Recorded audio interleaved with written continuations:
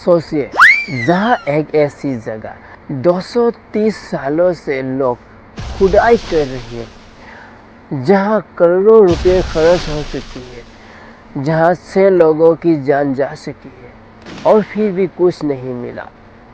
ये कोई कहानी नहीं है, ये एक ऐसी रहस्य है।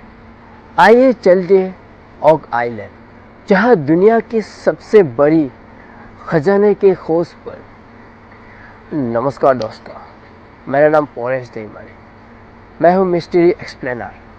दोस्तों, मेरी दी हुई जानकारी में से कुछ भी गलत हो तो प्लीज़ मुझे माफ़ कर दो।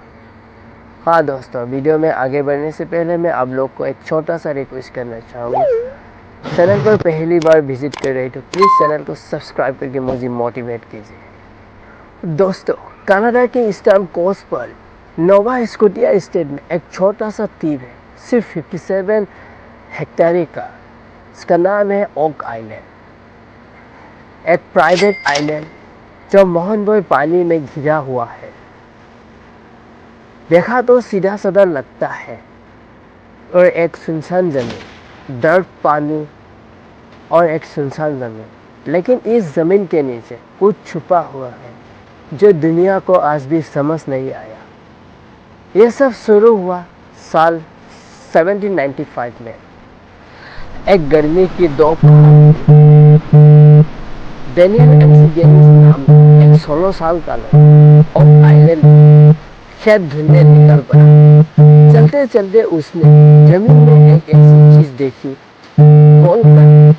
जिसे किसी ने खोदा और उसके ऊपर पुरानी दरख्त की टाफी से पूरे एक सिस्टम लटका हुआ था। वो डेनियल एम्सिगेनिस, जॉन स्मिथ और एंथोनी खुदाई करने लगे। सिर्फ कुछ फीट नीचे गए और पत्थर की थैली मिली, और फिर हर 10 फीट पर ओक आइलैंड लकड़ी की प्लेटफॉर्म मिले, एक के बाद एक, जिसे किसी ने सोच समझकर बनाया हो। 30 फीट तक पहुंच गई, रुक गई। अकेले 3 लोगों की बात की नहीं थी, लेकिन उन्होंने जो देखा ये भूल नहीं पाई। यही से शुरुआत हुई थी दुनिया के सबसे बड़े खजाने की खोज की। कुछ साल बाद एक प्रोफेशनल ग्रुप ऑनस्लो कंपनी ने बड़ी खुदाई शुरू की। वो लोगों ने 90 फीट तक पहुंचे और जो मिला वो तो और भी हैरान करने वाला था। 40 फीट पर कारकोल, 50 फीट पर पोती, 60 फीट पर कोकोनट फाइबर। कोई तो एक था जो इसे यहाँ बड़ी मेहनत से लाई गई थे। फिर 90 फीट तक पहुँचे, एक वुडन चेस्ट जैसी चीज तक पहुँचे।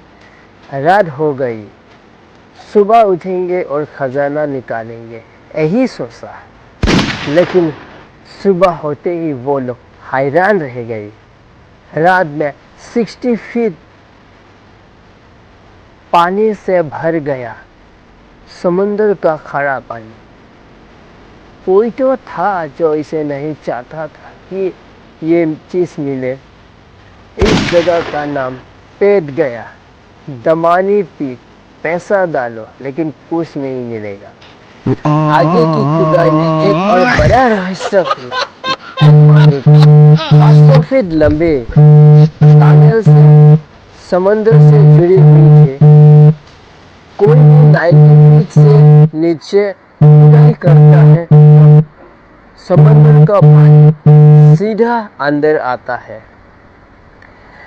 स्मिथ कोव पर एक आर्टिफिशियल बीज मिली, जिसमें कोकोनट फाइबर और ईल ग्रास थे, जो फिल्टर का काम करता है, यानी पानी अंदर आता है लेकिन रेत नहीं होती।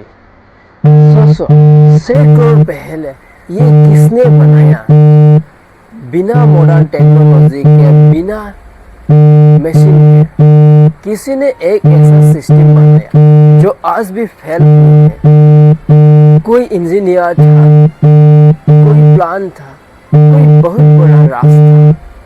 और फिर वो वक्त जो रोने वाली है, एक पुरानी दस्तक कहता है ओक आइलैंड की ठिकाना, जब तक से लोगों की जान नहीं जाएगी तब तक कोई खजाना नहीं मिलेगी। अभी तक 6 लोगों की जान जा चुका है। दोस्तों, अब सवाल ये है, क्या शैतान के मौत की बात रहस्य खुलेगा? दोस्तों, अब सबसे बड़ा सवाल ये है, अंदर है क्या? अगर थ्योरीज के हिसाब से देखो तो थ्योरीज की कोई कमी नहीं। जैसे ब्लैक बियर ने यह भी कहता था, मेरा खजाना सिर्फ शैतान और मैं ही ढूंढ सकता। कुछ साइंटिस्ट और रिसर्चर ने यह भी कहता है, या कोई खजाना नहीं। ये सब ऐसा सिंपल है जहाँ पानी अंदर आता है, फिर मदन डेब्रिस भर जाता है।